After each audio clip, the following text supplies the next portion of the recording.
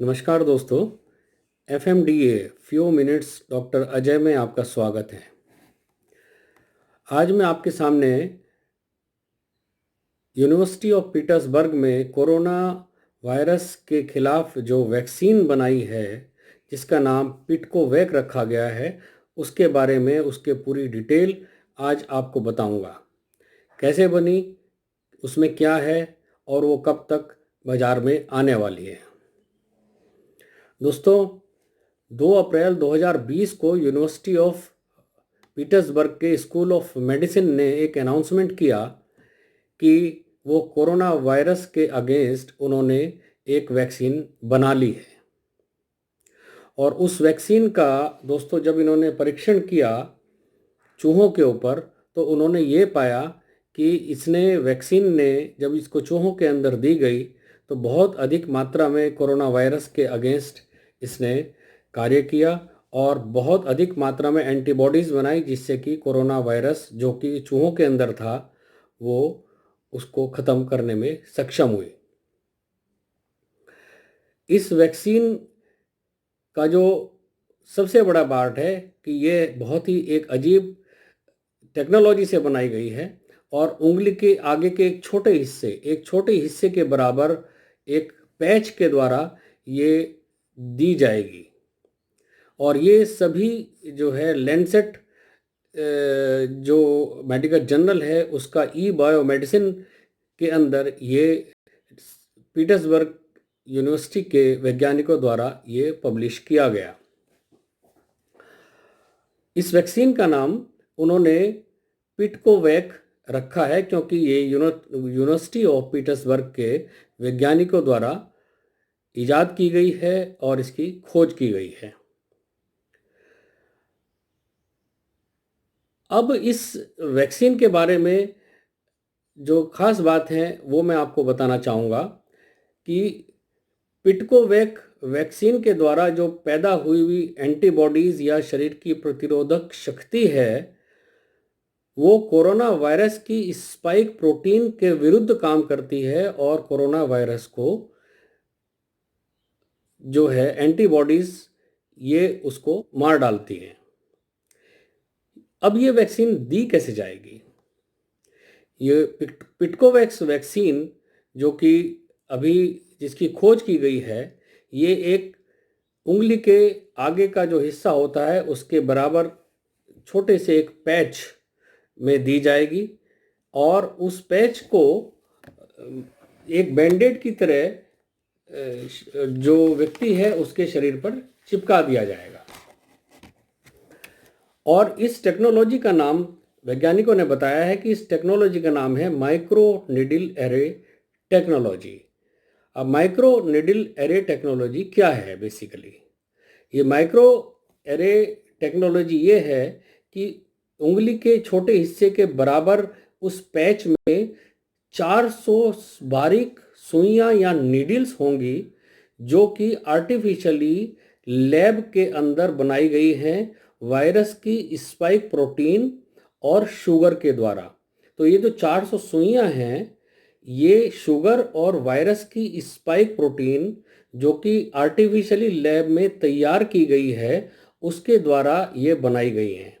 और जब ये 400 बारीक सुइयों वाला पैच जिसमें कि वायरस की प्रोटीन, स्पाइक प्रोटीन और शुगर है वो किसी भी व्यक्ति के खाल के ऊपर या स्किन के ऊपर चिपकाया जाएगा तो ये सुइयां धीरे धीरे खाल के अंदर डिसॉल्व हो जाएंगी और उसी से वो इम्यून रेस्पॉन्स को पैदा करेंगी।